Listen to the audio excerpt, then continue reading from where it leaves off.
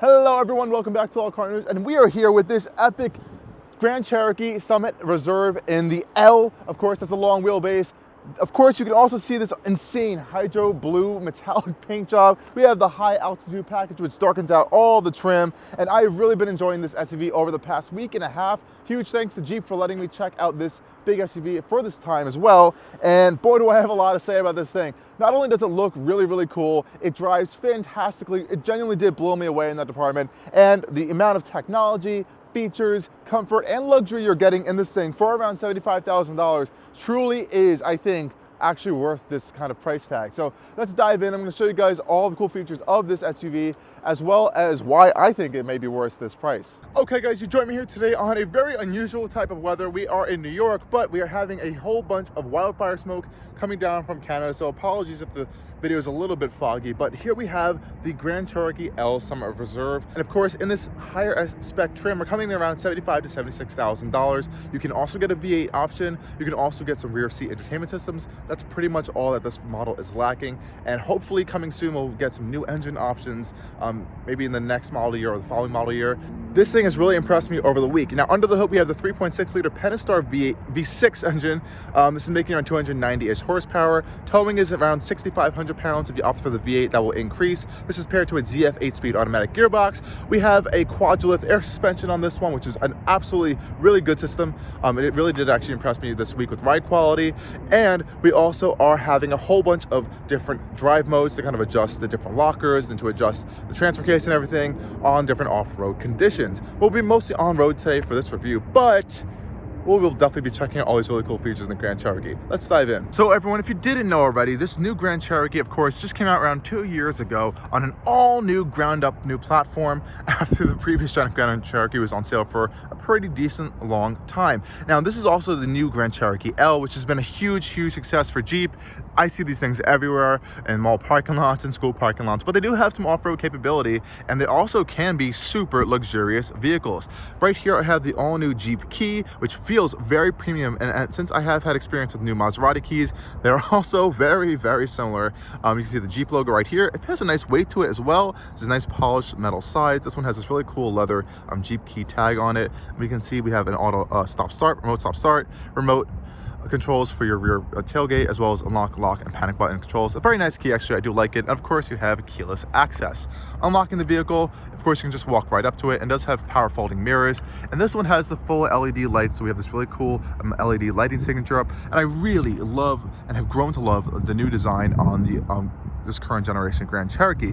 Up front, again, we have the signature Jeep 7-slot grille that we find on all Jeeps. And again, this newer Grand Cherokee, it's definitely been kind of shrunken and widened a little bit to give it a very aggressive stance. And the stance of this new Grand Cherokee is really aggressive. I really do like it. On this higher end Summit Reserve trim, this face will all be on the Summit, also be on the Summit, and I believe the limited trims as well. You kind of got this sportier but almost aggressive looking fascia. Since we have the high altitude package, all this is blacked out as well. You can see down here we are getting some additional fog lights, as well as some turning indicators built into here. Big LED projector, or kind of like reflector lights, not projector, I'm sorry. We all do have that signature LED beam up here, which is going to be your daytime running light. On the grille area, I do like this kind of satin darked out finisher for the 7-slot grille, and you kind of see the little texture pattern that's going on in here. You have a front facing camera, as well as that blacked out Jeep badge you're getting with the high altitude package. And of course, you cannot miss this fantastic hydro blue metallic paint. I think this looks absolutely epic on the Grand Cherokee. Really, it makes it stand out from your typical blacks and whites and grays and silvers. Really love this color, and I hope more people option it out.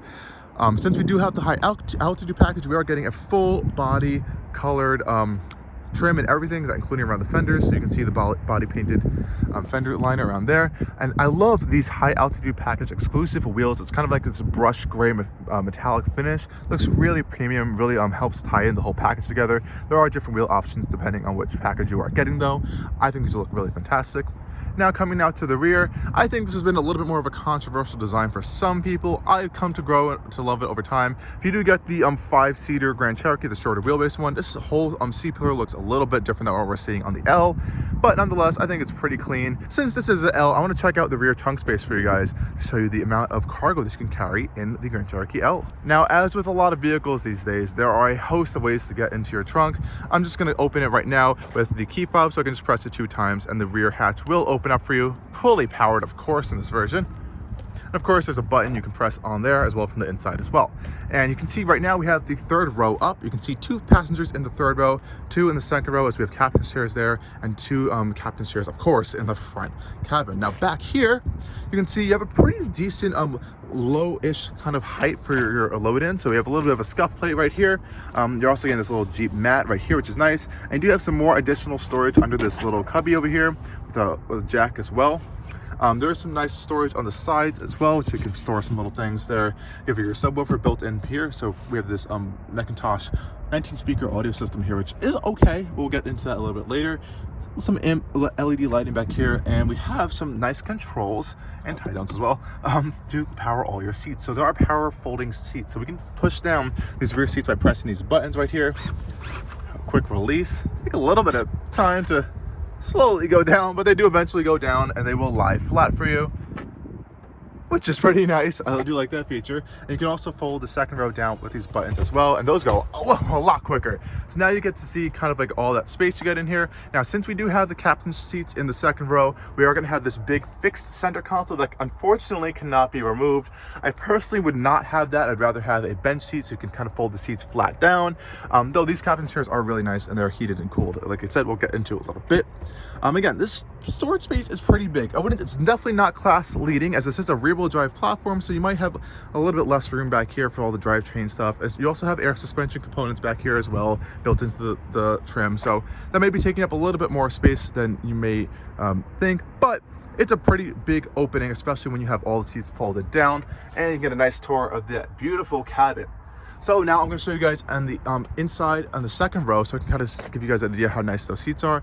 And we're going to try to fit into the third row as well. Push this button to close up the rear trunk. Takes its time. And let's go take a tour of the interior of the Grand Cherokee L. But before getting back into the interior, we do have to put the seats back up. And as this is a $76,000 vehicle, of course it has power third row seats, both up and down. So I press this button on the left, and my third row seats will come up for me, so I don't have to break my back stretching out and grabbing them to put them back up, which is a fantastic feature. Though, unfortunately, we don't have power adjustable second row seats, so we are gonna have to do that ourselves. Luckily, that is not a difficult problem, as you can just put them up really easily with these controls right here, and they lock right into place. You also do have power folding rear headrests as well. If they're blocking your view, you can put those down through the infotainment system. Now I'm going to pop this seat up for you guys right now really quickly, just so I can show you what it looks like here. And I'm going to hop into the third row. Now to do that, you pull this tab right here, as you can see it with the little icon. Push this forward, and the seat will actually really jump all the way forward, giving you a nice entry point to get in. Now, you do have to make sure not to step on the extended side sills, as it does say no step there, and this is not meant to be stepped on, obviously. And you do have a little bit of this gripping material here to hop into to get into the third row. Now, the entry point is a little bit low and smaller. I was just in the Kia Telluride. That had a pretty easy access point here. You do have a little bit of a grab handle here to hop into. And getting back here, okay, we're in, guys. Okay, and to pull the seat back, you would just pull it back like that. And so I am around 6 feet 1 inches tall, and honestly I could fit back here. Definitely not the most comfortable thing on the planet, though. You do have USB-C and USB-A ports back here, a cup holder, you have your own air vent, and a nice big window actually to kind of look out from. I actually do like that, so you don't feel too claustrophobic or cramped.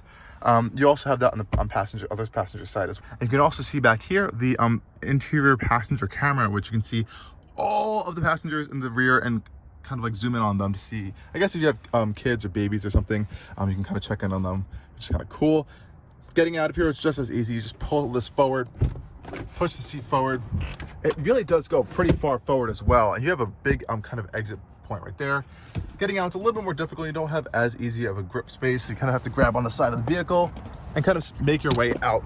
But it's not the worst process in the world, actually. And again, putting the seat back, pretty easy.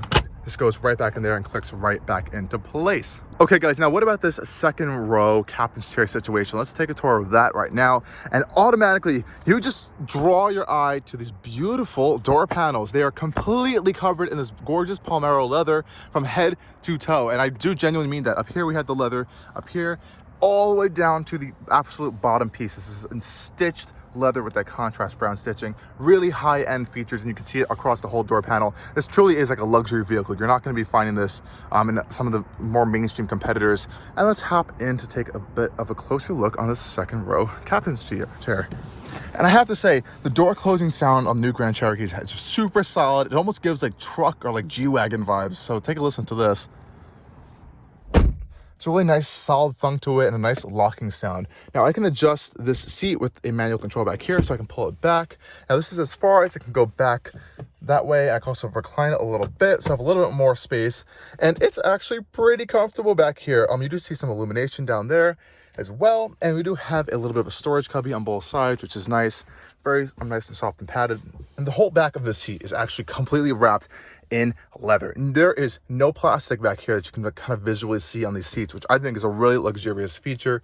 Again, we have that nice contrast stitching going across, and these second row seats are heated, cooled, and you do have your own climate kind of control little setup over here. If you do pay an extra package, you will have some Fire TV screens on both sides, which are actually pretty cool. Nonetheless, you do have two USB-A and two USB-C ports, a regular household power outlet right here, which you can open up, which is really nice. And this center console, let's talk about this a little more. Yes, you have the cup holders right here and a little bit of storage space. Almost looks like a happy face smiling right there. Some more storage here, and then that weird little other storage for those third row passengers over there, which is kind of interesting. But I don't know if I like it too much, just because I think it eats up into the space. I wish there was even like a pass-through, or maybe this was a removable, or if you had the bench. I'm just not a big fan of these fixed center consoles. I think they kind of impede in space. Nonetheless, I guess people find them a little bit luxurious, so I guess that's why they have it. I'm not the biggest fan of it though. No armrest in the center here, as we do have this kind of built-in armrest, and you do have these headrests that do fold up and down as well. Really nice seats as well. Again, that really awesome stitching. We have the perforated, nice leather on them. Really nice job from Jeep there. And these windows are absolutely massive on the L. Of course, it is an extended wheelbase, so these doors are longer than the typical five-seater that you'll get in the regular Grand Cherokee. And again, just take another gorgeous look at those door panels, because they really are really nice. And this panoramic roof helps let in a lot of light. Get a nice look at this kind of micro suede fabric headliner as well. And there are microphones and stuff all throughout the interior, so everyone can kind of hear each other on a phone call. I believe there's like a walkie-talkie system as well. Lots of ambient lighting, all LED lit, which is really nice as well. And let's go hop up there. I'm going to show you all the crazy tech and features that's happening in the front of this cabin. Okay guys, now it's time to go take a tour of the front end of the Grand Cherokee L Summit Reserve with the high altitude package. And boy, is this place a gorgeous space. Again, we already made a whole bunch of fuss about the gorgeous door panels. Same stuff happening over here, leather head to toe, open pore wood trim, metal, all that nice stuff. And here you can see the glowing Macintosh logo on the speaker grill, which is really cool. My only gripe is that these are some cheaper plastics, but this is fine. This is going to be a heavy duty area for cups and stuff. But the touch controls over here for your window controls, I wish they were a little bit of higher quality. They feel a little bit parts bin stuff, but I think it's okay. You do have two-way power memory seats, as well as your massage button for both front driver and passenger, which is really nice. No all-weather floor mats on this one, though they are an option. We have this aluminum Summit kick plate, which is illuminated at night. Really love that. And check out all of the controls for your seats over here. We have four-way lumbar. We have our typical controls, a thigh support control there. We also have side bolster controls, which I really love as well. And then you can see these gorgeous front driver seats in that kind of beautiful black Palmero leather. We have this white piping, that contrast brown stitching with the quilting. And I love the Summit logo embossed into the back of the seats, which is a really nice touch. And this is a gorgeous front cabin. I just can't get over how well Jeep did on this. Just looking at the dash materials, we have this really nice, almost brushed metal finish over here, and it says since 1941 right on the side there. Another Easter egg we'll find throughout the entire vehicle. And again, that gorgeous wood trim with the metal accents just continue throughout the dash. Let's hop inside before I just keep drooling over this whole thing. And listen to this door thunk right here. Oh, it just sounds so satisfying and nice to me. And now you're greeted with this glorious cabin. Screens all over the place, a lot of gloss plastic in the center console, but it is a fantastic place. So let's start it up. Put your foot on the brake, and you are greeted to this really nice start-stop button, which is kind of like embossed into the open pore wood. Got Grand Cherokee coming up right on front of you. Really, really nice place. And I do have a memory seating, so I can just put everything into my position really quickly. Awesome. So now that we are in this interior, you can kind of get a real nice tour of all of the stuff that's happening in here. And Jeep has gone above and beyond on the material quality, build quality, and the tech on this interior. Now, I'm just going to get it out of the way. I think these are a little bit cheap feeling, and this is a thing that I've found in other luxury vehicles, so I can't really just single them out on Jeep. I wish they made these stocks feel a little bit more premium. Nonetheless, everything else in here feels really, really, really nice. This steering wheel is beautiful. It's wrapped in that, again, black Palmero leather with this kind of gloss black accent going across it. All that nice open pore wood trim feels really premium, and it's very solid feeling. No, it doesn't feel hollow or cheap or anything. You have all of your controls for your digital cluster up there, as well as your, this is an actual additional package. We have a lot of advanced safety systems that we'll get to in our POV drive later on. We do have paddle shifters over here to control the 8-speed gearbox. You have a full heads-up display over here, which actually is really clear, very crisp, and displays information well. And I just love seeing the leather on the dash, as well as that nice stitching. Coming down to that center console, again, beautiful open pore wood throughout. All that leather, and it's really, this dash design is really nice, other than all the gloss black plastic, which gets really scratchy and annoying. You can't open up all these things. You don't really ever have to see it, which I'm going to do right now. And you can see your wireless charging, 4 charging outlets here, 2 USB-A, 2 USB-C, a 12-volt outlet, and a HDMI port for your passenger display, which we'll take a look at in a little bit. But I want to talk about this center console area because it is really cool. So on this left-hand side, we have our kind of drive mode selector. We can cycle through a whole bunch of different modes there. It's really solid feeling control too. Kind of hear that a little bit. And I absolutely love this gear selector. It is aluminum. You can hear the metal there. It also illuminates at night up here and underneath it, and it feels really nice to hold. I wish there was a nice actual manual shifter, but nonetheless, it feels really solid, doesn't feel loose or jiggly, and it just emphasizes the quality of this interior. And we also see our controls for our air suspension, so we have a whole bunch of different height controls. When you park it, it will go down into like this easy entry exit mode. There's also an aerodynamic mode for while you're driving, and of course, you can raise it to get maximum ground clearance. You have a hill descent control kind of function, a neutral indicator, as well as a 4-wheel drive low button for your transfer case. Down here, you got 2 cup holders that are illuminated. I wish they were a little bit bigger, actually. There are these grips in here that kind of restrict some space, but nonetheless, they're perfectly fine. This feels a little bit cheap, this cover, but that's okay. Center console, pretty solid as well. I'm actually surprised at how solid it feels. Doesn't feel loose or cheap. You do get some storage up here in this kind of felt lined area. You can open it even more for even more storage. And I love this little 7-slot grill Easter egg right here. It's a really cool feature. Again, super soft, nice padded with that Palmero leather and that brown stitching, which also goes across the entire side up here. So your knees never feel like they're hitting hard plastic, which is really nice. And I love how Jeep kept the climate controls separate from the infotainment system. So you have hard buttons for all of your climate settings, heated and cooled seats right here, as well as your heated steering wheel, which is fantastic. And again, physical knobs for your volume and tuning knobs, which is fantastic. I love the simple screen off button as well. Super easy. And we have this kind of command controls up here for your whole bunch of different safety systems, parking sensors and stuff. So those are really easy to access, especially your auto stop start. If you don't like that, it's a great feature you're able to turn off. All new Uconnect 10.1-inch infotainment system. It's okay. It is kind of like an Android software-based system. Most of the time, I never really have a problem with it. It does have wireless CarPlay and Android Auto on there, which is fantastic. You have kind of like a hotkey menu up here to kind of like access some shortcuts. So you have your surround view camera, and you have all your different angles there.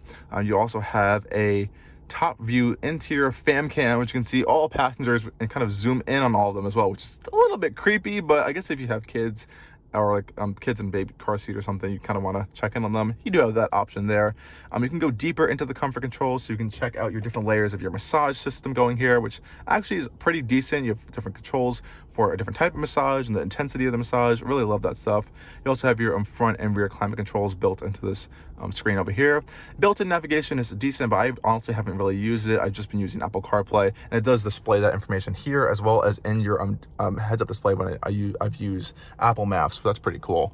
And you also have a digital rear camera, which honestly could be helpful. You can kind of see the whole wildfire smoke back there. Wow. Okay, hopping into the passenger side, again, all the same beautiful materials. Nothing's going to change here. And this screen is off right now, and I can turn it on simply by pressing this button right here. And now you have your passenger display, and I love how you can't see it from the driver. That's a super good safety feature. So it has like a coating over it, so you cannot see it from the driver's side at all, which I think is really, really good. Now, this display has a lot of functions actually, so you can kind of connect USB to it, you can connect an HDMI port to it, so you can play audio. You can also kind of control stuff and send it over to the infotainment system, such as like navigation things. You kind of like find some navigation points and kind of send it over to the driver, which is kind of cool. And you also see the map on here, which is really cool. You got to play around. So if you have a passenger up here that gets bored, they can play around with this display. You can also check out the cameras of the vehicle too as a passenger, which I think is pretty cool. So you can check out all of your different passengers in the seat, which is a little bit creepy. You can also check the exterior cameras as well. So if your driver needs help getting around, you can kind of like observe these cameras over here, which is, this is just crazy that this exists. I think it's a little bit unnecessary. It's a little bit of a gimmick, and I know a lot of manufacturers are kind of doing this now, but I guess it is a little of a cool function. And I do like how you can connect wireless headphones to it, so you can play your own audio or your own movies or something on here, which is pretty cool. And that's pretty much it. That's all it does. It's nothing too crazy, but it's a really cool gimmick, and I do like that it exists. But now I'm going to take you guys on a drive, because this is the other part of this car that I really love, is the driving experience. So let's go dive into that right now. Okay guys, so what do we have here? We have a 3.6 liter Pentastar V6 under the hood over there, naturally aspirated. You can opt for a Hemi V8 until that goes away. We may see a new engine coming really soon in the form of a turbocharged or twin turbocharged inline 6. Not confirmed, I'm just speculating there. We may see that coming soon, and maybe a 4xe powertrain for the L. Not too sure about that yet. Nonetheless, we have an 8-speed ZF gearbox. Love this shifter. It's metal. Check that out. I love that sound over there. Makes really nice sound putting it into gear. It feels really solid. And you have these controls for your drive mode selectors over here. And this fully digital cluster, which we'll look at a little bit more on the highway. Big screens and everything. This is a really beautiful space. And let's head out on the road. And now this engine makes around 290-ish horsepower, which honestly is pretty okay. It's adequate, I think, for this vehicle. I love the turns indicator sound too. It has a really premium feel to it. And this steering is, oh, it's just like butter to me. I think it's one of my favorite steering systems in like one of these big SUVs I've ever felt. I just came out of the Kia Telluride, and that felt very thin steering wheel. It felt very loose off center. It felt very, I hate to say it, but it felt cheap. This feels like a luxury car, like it's built like a vault, like a tank. It's very well damped. Oh, it's just perfect. And it may not be like the most communicative feel, but it just is wonderful to use. And the steering wheel itself is really nice, stitched and wrapped in leather.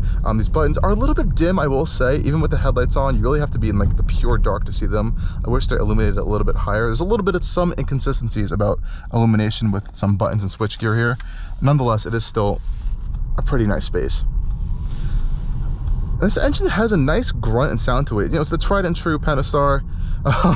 It's pretty reliable too of an engine. Hemi is good, but the fuel economy on these things is just not good in general. Put it into sport mode, a little bit of acceleration for you guys.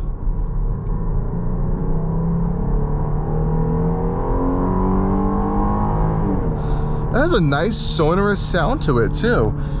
In sport mode, it holds the gears a little bit longer. I'm just going to put it back into auto. I think that's its best performing setting. And once you're out on the highway, the air suspension will kind of lower itself into this aerodynamic mode if you are in a higher setting, and it will raise itself up from its entry exit position as well. And you can always adjust that down here from the air suspension control module, which is really cool. And it gets really high when you need that ground clearance too, which I think is really cool. If you can see on camera, we do have a full color heads-up display there. Beautiful, crystal clear. I really do like it, and it displays a lot of information. You can also adjust that through this infotainment system. Now, this Grand Cherokee, let me tell you something. I'm from the pictures and stuff. This is my first time actually driving one, especially in the summer reserve trim. It looked gorgeous. The interior looked really nice, but I genuinely was shocked when I got into this to feel the driving feel and to feel the chassis and everything. It genuinely did blow me away. Cover up this badge, and just from the driving experience alone, you will think you were in some kind of German high-end luxury vehicle. It is so good to drive. The air suspension, while I do think over some harsher bumps, it does get a little bit jittery. Maybe it could be damped a little bit more and a little bit more controlled in those settings. But again, it is tuned to be able to get really high up for the extra ground clearance when you need it in off-road 2 mode. but over general bumps and notches in the road, it just soaks them up beautifully. It really is fantastic. And the sound insulation in here is just wonderful. You have acoustically laminated glass. This one also has active sound cancellation, so it's going to be canceling out sounds around you additionally on top of that.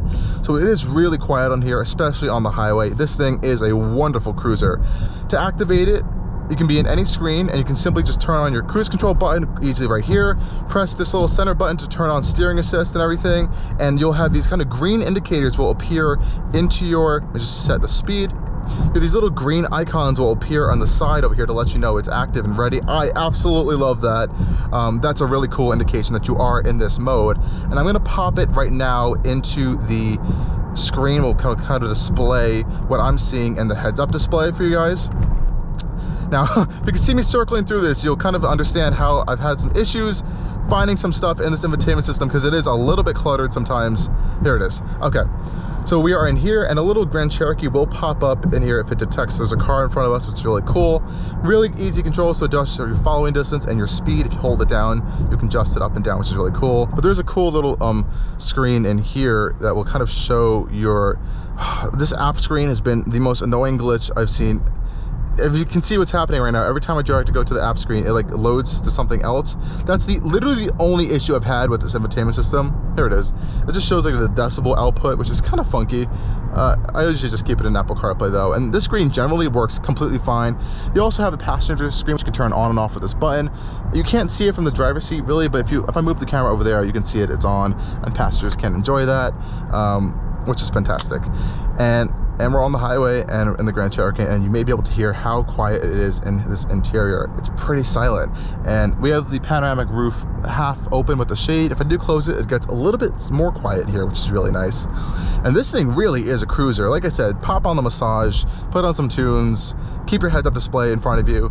Oh, I want to show you the Grand Cherokee in the center screen. It's kind of cool. Look a little bit of that little Grand Cherokee there, which looks cool.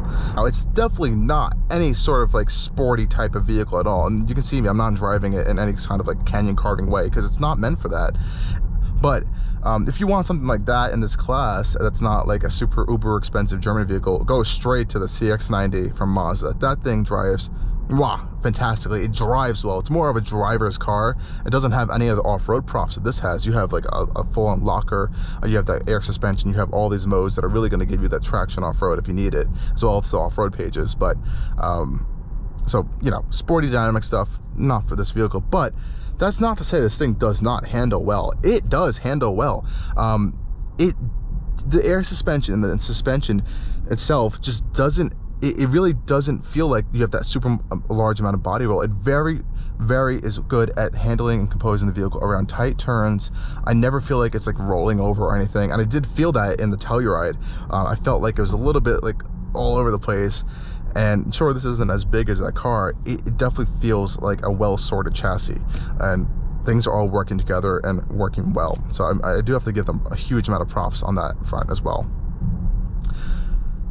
And I might be like fanboying over this, and I'm definitely not a Jeep person, but this thing is just, it really did blow me away over the course of this week. I just went over that pothole cover there, or a manhole cover there, and it just glides right over it. You can hear it, but you don't feel it, which I think is really cool. So yeah, guys, this is the Grand Cherokee L. If you haven't gotten experience to go drive one of these new Grand Cherokees, especially in this higher trim Summit Reserve with all these fancy features, I definitely recommend go doing it.